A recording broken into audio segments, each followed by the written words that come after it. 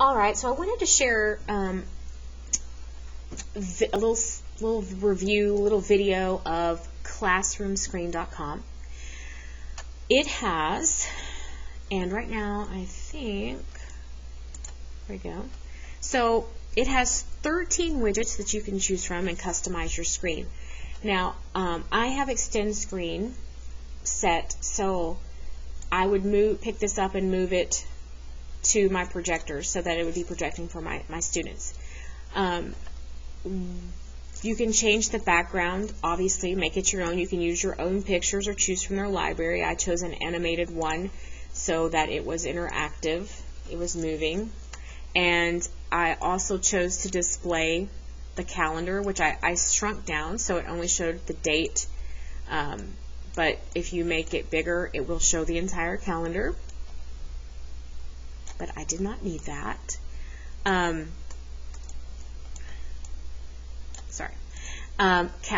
Clock, which was really useful in my room because after they reran the network lines through the ceiling in my room, we all have digital clocks, but my digital clock has not worked in 3 years. So this is perfect because this is displayed on my screen in my classroom so we can see the time.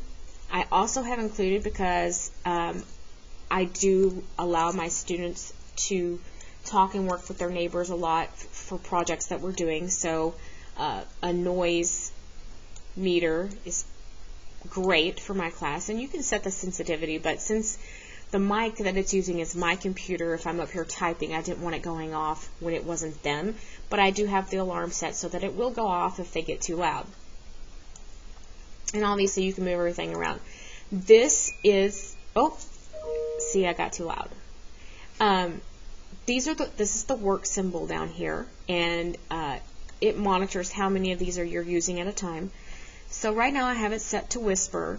I can set it for silence, ask a neighbor, work together, to kind of give the kids instructions on what I expect.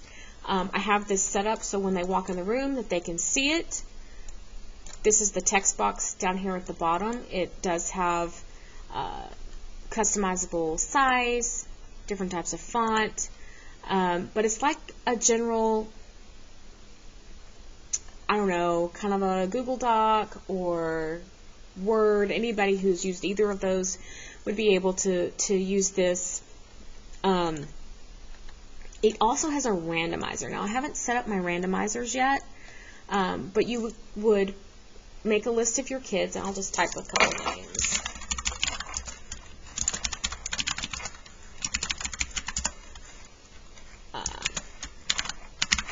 So if this is the list of my students, I can click choose, and it will randomly scroll through the students' names. So I think this would be great for discussions, so you're not calling on the same students over and over again, or only the students with their hands up.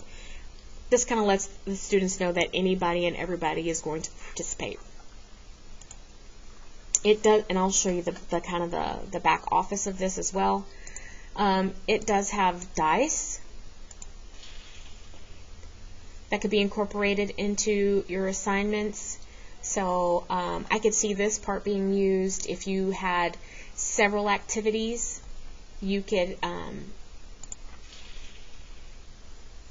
roll the dice, and then that would be the next activity they would have to go to. Obviously, you could have 6 different activities, and when you roll it, that's the activity that they're going to participate in. It also has a window where you can embed specific things into your window, because you can save if you purchase an account, then you can save your screen that you've customized. If you use the free account, which it is free, you still have all of these options because I'm using the free account. It just doesn't save your screen for use. Now, I'm one of those people who I just will lock my computer for the day, and so I don't necessarily log out of everything. So it wouldn't be detrimental to me not to purchase it, or if for some reason it did get closed, I'm quick enough where I could re-embed whatever it was I needed to do.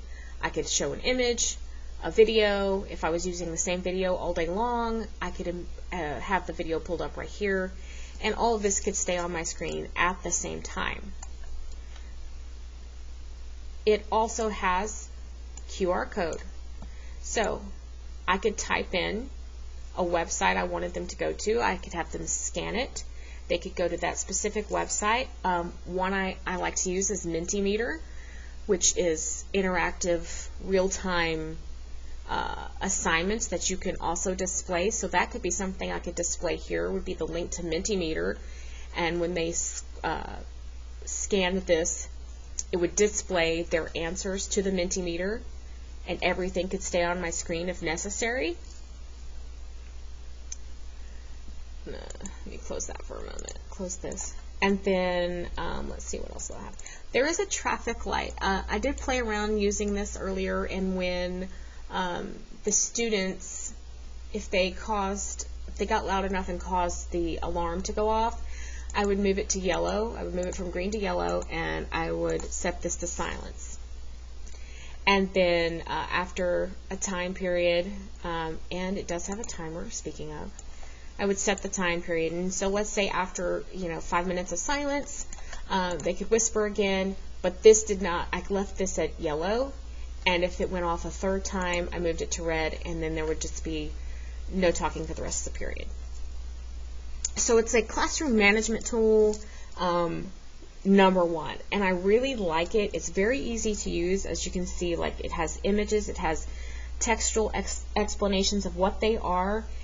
Nothing that I've pulled out anybody would need specific training on. It also has a stopwatch. So it has all these different features, very basic features that lots of teachers use, some daily, but it's kind of a one-stop shop. If you go to the back office, this is the back office, it has where you can add a poll. So if we open the poll, you can have smiley faces, multiple choice, have a question there, and perhaps this is something that you could link to that QR code. So you could have your students answer this question and do the QR code. It also has a group maker. You could do, here's your random list of students, next, select a list, and then tell it to create the group. So I'm just going to, let's see, Sarah and Sarah. I do have to talk to myself sometimes when I'm typing, I'm sorry. Next. Create groups. 2 people, create groups. So it's a randomizer for groups.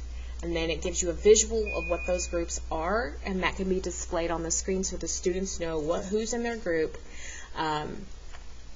Because I've created groups before, and someone will, say, I forgot who's in my group. So you can, and if you're not going to purchase an account and you want to use the free account, let's say you create these groups and you need them the same day, you could just take a screenshot of this and then include it on your screen for the next day. So you still have the same groups and you don't risk accidentally making new groups. The only thing I will say, if you go to personalization, so I created a list of names earlier, and it will allow you in the free account to create up to 3 lists, and it will save those lists regardless of if you have a purchase account or not. So if you come up with a list of 3 names, that's all you would need. Overall, I think this is an amazing tool, and I do recommend teachers using it.